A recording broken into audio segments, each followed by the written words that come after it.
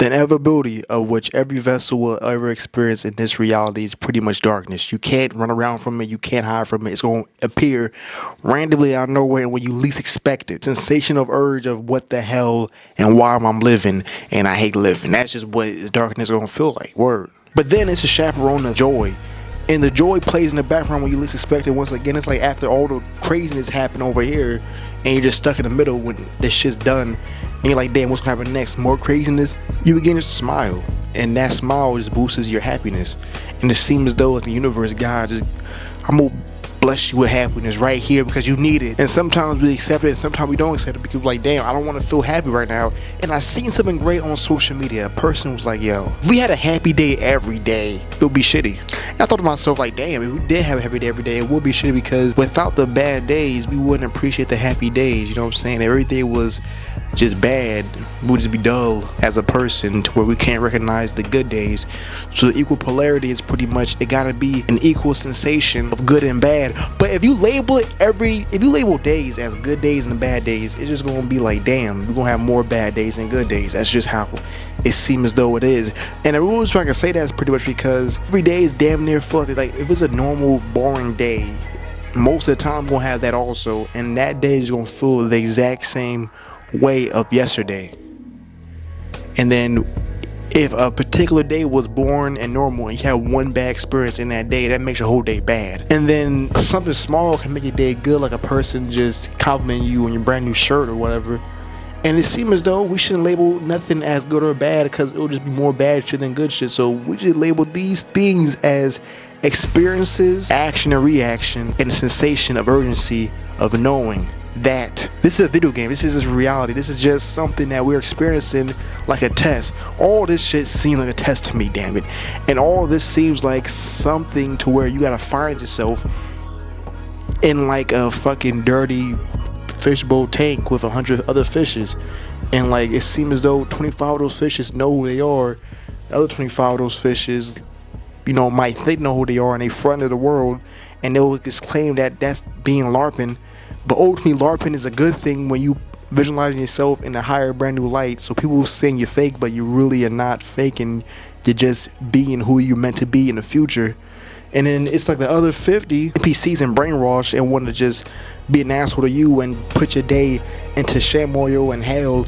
And I'm just saying a whole bunch of horrible words and trying to express what's going on right now. But people out there watching, beautiful thing of inner darkness is that they got a piece of joy, because when you're immune to darkness, when you have so much bad things happen to you consistently, you're going to be immune to the bullshit. And being immune to the bullshit, that makes you a step further than a lot of other people, because if you're immune to darkness, when you're immune to like, okay, I can't really trust this person, but I'm going to listen to this person. I'm not going to be cunning. I'm not going to be like, all right, I'm going to pretend this person my friend and backdoor this person, pause, because backdoor's like out of pocket of me. But ultimately what I'm trying to say is this person is a reflection of me. So this person do me wrong. What am I doing to myself wrong? This person says messed up things. What have I said messed up to somebody else? And that experience could be darkness when you least expect somebody doing something bad towards you, and it just happens to be so. You feel me? Backstabber type of friends, backstabber relationships. You know what I'm saying? And reflection is reflection. That is a reflection of the mirror. And sometimes you don't want to take that run with it. Be like, this person an asshole, but the whole experience is for you to learn. Once again, it's a test of options, and the option are you going to continue to fail that particular test, or are you going to see the bullshit and just go right through it? You know what I'm saying? It's about passing the test, and it seems as though when you do pass a test, you get another hard test, and then when you finally finish all the tests, now you're going to look over your shoulder to see if it's some bullshit, and then that person that you probably met, that person that you have to trust, you don't trust. So now this person you don't trust, and this person actually meant for you. But the immunity of darkness will put you at the silent state of like, damn, what's the point of trusting anybody at this point? Because they all just have some sort of evil in them, and everybody got evil in them. Damn it, I don't give a shit how much of a godly person you are. You have evil in you, and we will have goodness in us. It's an equal polarity within inside of us also. The light and the darkness. Damn it, I turn the light off. You can't see me. That's the fucking sneaky stuff that people do in life. turn a light on, you're still doing sneaky stuff, but you're just showing it to everybody else. Who cares? But feel what I'm trying to say right now. Ultimately, when you're doing bad things to yourself, relapsing on bad things, the number one thing you gotta ask yourself is, I wanted to do. So it should be no regret. It should be elevating and saying to myself, I'm gonna try hard next time. I'm gonna try to fight myself. Because when you have the urge of don't want to do something, and then you don't want to do it, you're fighting with yourself.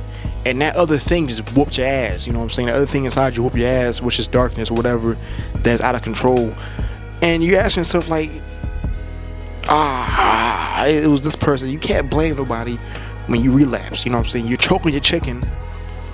The only person you can blame is yourself. You shouldn't hold no regret, because I showed people in the last video of this elevations chart. I might put it right here. And the last thing you want to be at is regret, because that's the last thing on the bottom of the bottom. You do not want to be at the bottom of the bottom. But when you feel like at the bottom of the bottom, it feels bad. Like, unless you're there and you just stay there, and then you'll be immune to darkness, damn it. But be in regret. That's probably the worst shit you want to be at. Be at the regret of, damn, what I've just done. But sometimes you gotta do that to yourself. Sometimes you gotta choke your chicken. Hear what I'm trying to say real quick, you know what I'm saying? Feel what I'm trying to say, because when you do it and you feel messed up about it, that is a sign of you actually caring about yourself. That's number one, right? It's gonna be messed up, but that's number one. You truly care about yourself when you feel bad afterwards. And then we do it, you're gonna have this feeling of, damn, I've just done right now. And then you're gonna have a feeling of, damn, I'm gonna try it the next time. And then you're gonna have a feeling of like, damn, it was meant for this to actually happen. It was meant for me to choke my chicken in this moment, for me to learn that it is feel way much more better holding it in and having this sensation of trying other things to elevate my mindset than elevating my mindset of dopamine. Because all you're doing is having this elevation of dopamine hits when you release. When you're doing some bad shit, it's a dopamine hit, and that dopamine hit is gonna feel great. It's like a sensation. Like shit, I could be like smoking bogeys right now, and anybody out there, this is for the people that want to change. If you want to keep doing what you want to do it. You know what I'm saying? It's not about forcing, or it's not judgmental. I'm just telling people, if you want to try harder, just listen and feel what I'm about to say. People out there watching or on this though, and I gotta know that, I don't know what the hell I said. I talk about like the cigarettes.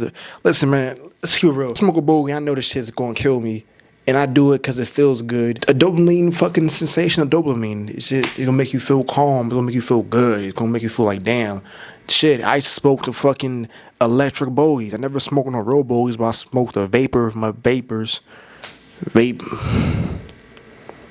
And it shit made me feel good until by default, I had to quit. By default, for health reasons. Because I was just chiefing them shits. It seemed like all day, every day. You know what I'm saying? And when you doing that, you're just going to have like some sort of fucked up lung. Like I had pneumonia. Of smoking the electric bogeys. And when I was smoking these electric bogeys, I've seen something on the For You page, and the For You page had this girl in the hospital, and she said she had pneumonia, but it was 10 times worse than what I had, and it looked like she had lost her hair and shit like that, and she was really messed up with the things in her nose, and I'm like, damn, all that over the vapor, the vape carts. It wasn't carts, but I'm gonna show you the picture of it. But the realness though, the electric bogeys off the hook, and I had to quit that shit. And it seemed like I couldn't quit at one point, but by default, I had to quit. Sometimes you gotta quit by default. You gotta see if your health can handle the bullshit. Somebody out there is dealing with that right now. Somebody's life is literally them chiefing the vape. And some people, you know what? Sometimes you might seem as though you're in a bad position, but trust me, if you're like in the early 20s and your only problem is lust, congratulations, you're actually on a good streak, because there's other people that sniffing coke, smoking bogeys, real ones, not electrical ones, drinking every day, wasting their life force, and they're doing this shit happily and willing to do it. And if you're stressing about lustful things that you're doing to yourself and you're not doing anything else, you're probably more farther ahead than a lot of people. Let's keep it real, you know what I'm saying? Even though they're pushing this lustful shit on everybody in the whole damn male environment, and not even a male environment, a women's environment. The women is lustful also. I see the women saying crazy shit in the comments at one point in the dark season. Word.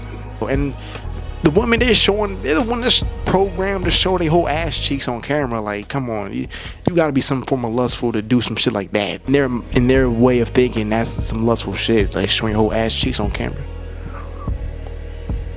It's They on TikTok live doing this shit, by the way. You know what I'm saying?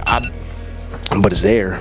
Man, what I'm trying to say is be grateful for the things that is bad in your life, because you might just only be having lustful things, and you might just be chiefing the bogeys, electric ones. But somebody else doing those two things, plus drinking, plus sniffing coke, and plus doing heroin and doing all this bad shit to themselves and not giving a hell about it. Being grateful for the bad things is good. You know what I'm saying? That's